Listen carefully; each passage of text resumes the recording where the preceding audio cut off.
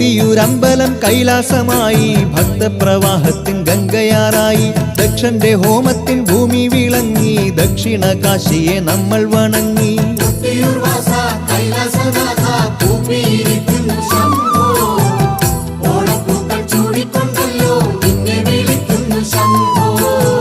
സൃഷ്ടിസ്ഥിതി സംഹാരം ചെയ്യുന്ന മൂർത്തിയല്ലോ, സത്യശിവ സൗന്ദര്യമേകും കൊട്ടിയൂർ നാഥനല്ലോ.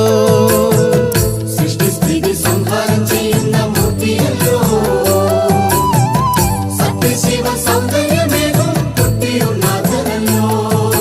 കൊട്ടിയൂർ വാസ കൈലാസനാഥ കൂപ്പിയിരിക്കുന്നു ശംഭോ, ഓണപ്പൂക്കൾ ചൂടിക്കൊണ്ടല്ലോ നിന്നെ വിളിക്കുന്നു ശംഭോ.